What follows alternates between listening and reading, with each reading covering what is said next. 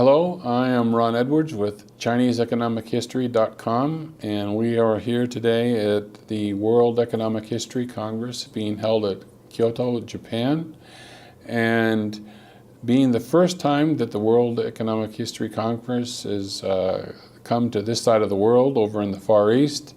We're taking this occasion to interview prominent Chinese economic historians. And I'm excited to say that we're lucky to have Professor Mio Kishimoto here to visit, and we're going to interview her, ask her some questions. Professor Mio Kishimoto has a master's degree from the University of Tokyo. She is currently professor of history at Ochanomizu University in Tokyo. In Tokyo. And would first like to start off asking you the same question we ask for people who are watching ChineseEconomicHistory.com, is, do you think that China's economic development path was the same as that of the West? I think no. No. Of course, China is a very unique society, different from other countries. So, yes. But of course, the diversity of economic development is very clear among many countries. So, it is not only China that different from other countries. Yes. But, okay. Well, then I'd like to move on and ask you some questions about yourself and your research, and your background and your research. So, how did you become interested in Chinese history? When I was in junior high school, I was much attracted by Chinese classics, such as Tang poems or Sima Qian's Shiji. Okay. Sima Qian wrote the history during the Han Dynasty of basically the pre-Han Dynasty history in Chinese, and it's a classic historical book for Chinese history up to the Han Dynasty.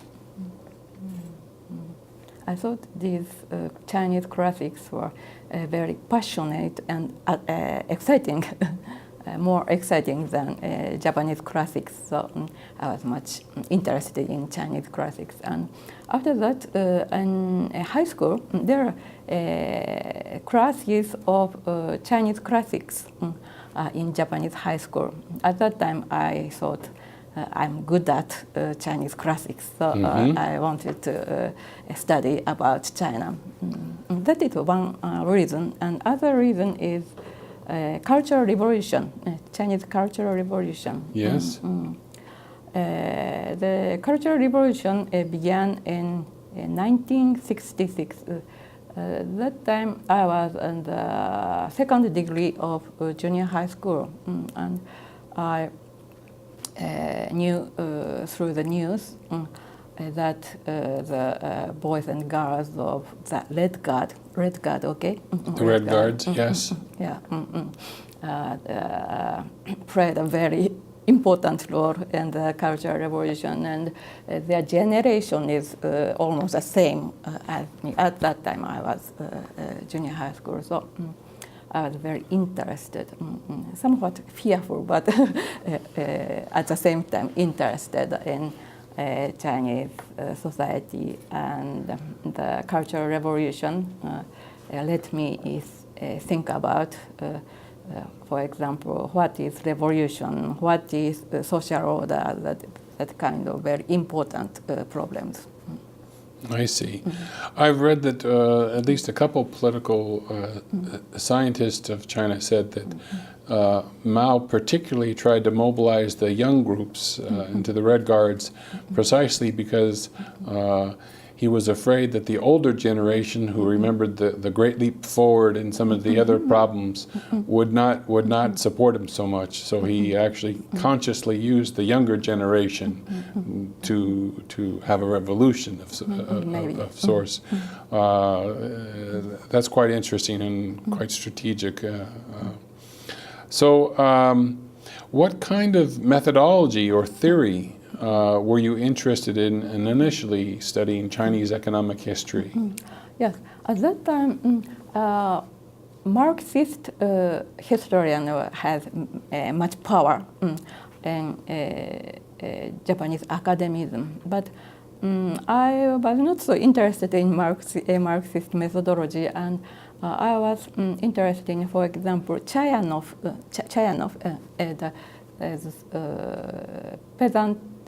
the theory of peasant economy. And at that time, Wallerstein's Yes. world system theory was very attracted scholars' attention. So I also was interested in Wallerstein's theory. So Wallerstein's work was stimulating a lot of the young generations, people in Japan at that time? Yes, yes. I see. Around the 1980. Was it published in Japanese? Yes, yes. Okay, they translated versions Translated and published. and published. I see. With these interests in mind, who was your advisor in graduate school at the University of Tokyo? My advisor is Tanaka Masatoshi. He is a very, what shall I say, stern Marxist historian. Yes. But he is not only interested in the objective structure of Chinese society, but also some subjective factors of Chinese society. For example, the emotion of peasants and laborers, and so on. So I very much liked his works. I see. So his Marxism, his stern Marxism, didn't deter him from looking at more subjective different topics that appealed to you. That's interesting. So in terms of your advisor and the general education, what type of training did you receive? Was it a general education, a particular methodology, or a theory that they tried to impose, or how was your experience in terms of training? Yes, in Japanese graduate school of history, the main method is to read materials. It is rather, I think, rather different from U.S. Universities. So, at the graduate school, students only read materials very, very closely, and rarely read books written by historians. So I'm sorry, when you say read materials, do you mean primary sources? Yes, primary sources. So reading primary sources was the main focus, and not books and secondary sources. Yes, yes. So primary sources written in classic Chinese. Yes. We read it so closely that sometimes 3 lines for 2-hour class. I see. Well, sometimes it can take that long when you have to understand the context of the word in the particular time period. These words change meanings over time, and it takes time. What do you think are the pros and cons of the training that you've received in Japan? The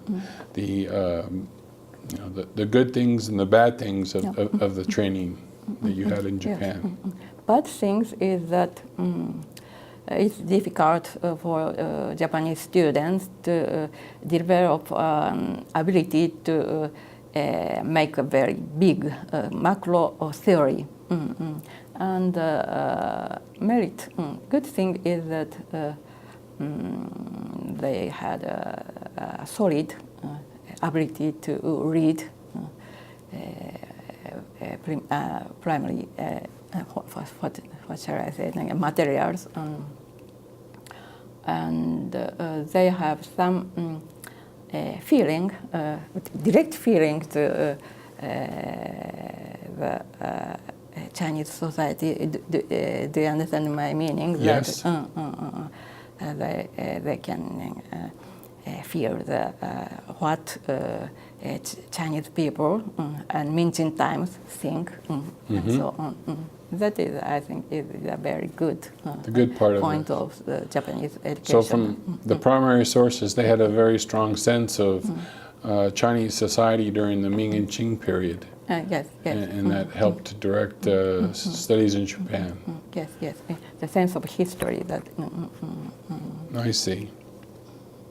So, in particular, were there any historians that had a strong influence on you in your thinking and training? Yes. I'd like to give 3 historians. Okay, this will be interesting. Though I have not directly received training from them. The first person is Muramatsu Yuji. Muramatsu Yuji, do you remember? Yes. He is a professor of Hitotsubashi University. He wrote a book in 1949. In that book, that dealt with Chinese contemporary economy, he developed some kind of very unique methodology that is rather resemble to today's institutional analysis. So he is not Marxist, so at that time his books was not so popular. But I thought that his work, his methodology is very, very interesting and very clearly analyzed the main characteristics of Chinese economy. That is one person. And the second person is Masubuchi Tatsuo. He is also the professor of Hitotsubashi University, and he is specialized in the Chinese ancient history. And, his method is somewhat like Max Weber, using sociological method. And so, just to interject, so by ancient Chinese history, I mean roughly the period before the 3rd century BC, or Qin and Han? Qin and Han. Yes, before Qin and Qin and Han. Okay, so basically thousands of years ago, up to around 200 AD. Yes. Okay, so this is the ancient Chinese history period. So then he analyzed the dynamics of Chinese society from somewhat socio-psychological point of view. I heard that it's very, very interesting. That is the second person. And the third person is Shiga Shuzo. He is a very famous historian of Chinese law history. He is I'm sorry, law history? Legal law history. History of Chinese law. Oh, Chinese law. Chinese okay, law. sorry. Chinese law. So I have attended his seminar, and he was very what shall I say, a very good historian that could analyze the system of Chinese law in a very structural way, based on a very solid reading of materials. So I respected him very much. I see. All 3 scholars already, what shall I say, not in this world, already died, but so they passed away, but all of them, passed away as well. all of them were non-Marxist? No Marxist. I see, but Marxism at this point in time in your studies was quite prominent. Yes. I see. That's interesting. So in terms of your own research, what are some of the main themes that your research is focused on? So we've covered your training and your interest. What in particular has your research focused on? When I began the research or now? Everything, just roughly speaking, what are your main interests in research? Yes, when I began to study Chinese economic history, the main topic was price history. In my master thesis, I dealt with commodity of prices and in Jiangnan during the first half of the Qin dynasty. And after that, I was interested in foreign trade, a silver problem, that in monetary history, and especially the structure of markets. Market structure was my very interested, favorite theme. Your favorite theme was market structure. Market structure. I see. And after that, my theme is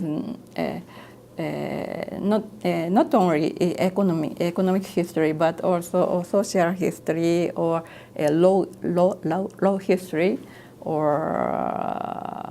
what shall I say? Intellectual history. Intellectual history. I know some of your work from that. So on. So, but it is not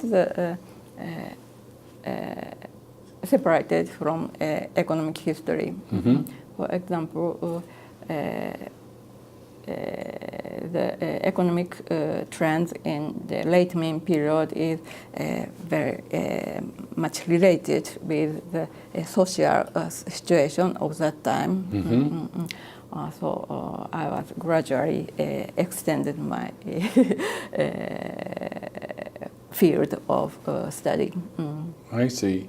Well, in general, then, you've strayed outside of the strict field of Chinese economic history into these other fields, social, legal, and intellectual history. Is there any theme that is common to all of your research? And what is that? The common theme is social order. Social order. I was very much interested in the characteristics of social order of China.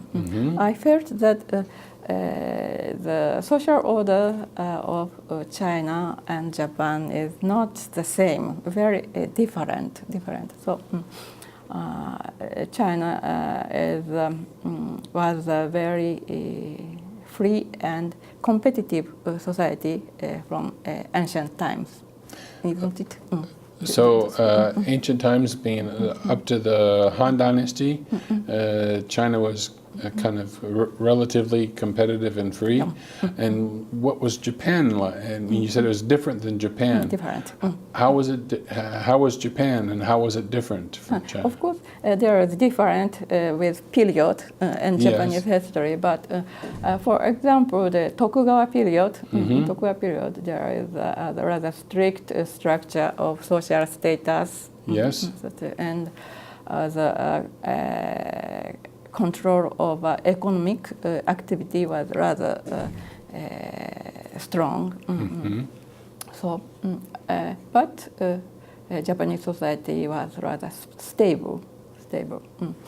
But in China, for example, in China, economy is very free and competitive, and risk is very big.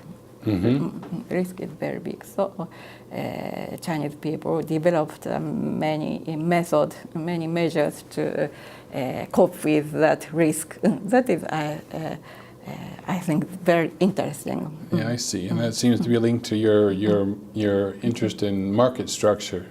Yes, Yeah. market structure, or law history, intellectual history, and social history. Everything related with the problem of social order. I see. That's interesting. So you said the most interesting part of Chinese economic history was the market structure in general. Outside of not necessarily speaking directly only to Western Europe, do you think China's development pattern was completely different from other areas?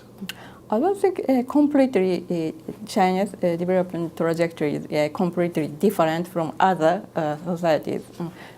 But well, of course, there is difference. What shall I say that?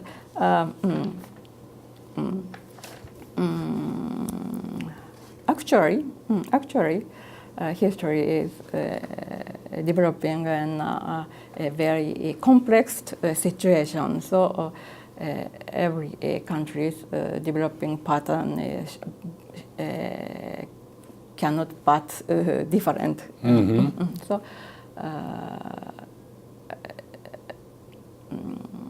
So I think China's developing pattern is not the same as other countries.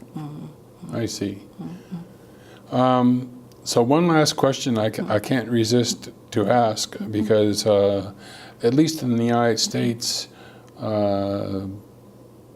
20 or 30 years ago, it was extremely rare to see a woman as a professional scholar in academia. And so I'd like to ask you, how have you found it, being a woman as a professional academic in Japan? Yeah, of course, in Japan, the difficulty for women to get a job in university was much more big than US and the late 20th century. Much more difficult? Much more difficult. So when I began to study Chinese history, I did not think that I can get a job at university. So I studied Chinese economic history only because I like it. I was very lucky. Actually very lucky to have a job in Japanese university. Actually, I was not feel difficulty as a woman scholar in the universities I worked. But of course, there's a big problem for a big difficulty for Japanese women scholars to work in university. For example, how to look the children or something like it. So even if there is no little problem within the university, but there are many problems in their family. Are things changing now in Japan? Are more women becoming scholarship? Of course, changing. It is rather easy for women to have a job in university. So I think there is a little difference when a university when they first hire hired. They're first hired, but after that they are married and have children, and difficult increase. I see. I see. That's interesting. Well, Professor Mio Kishimoto is quite a well-established Chinese economic historian here in Japan, quite eminent, and so I think it wasn't simply due to luck. She's done quite a bit of very strong research, both theoretically and empirically, and we're happy to have had a chance to interview you here at the World Economic History Congress. So thank you very much for your time. Thank you very much. And it's been a pleasure. Hope you enjoy the rest of the conference here. Okay. Thank you very much. Thank you for having the time for us. Thank you.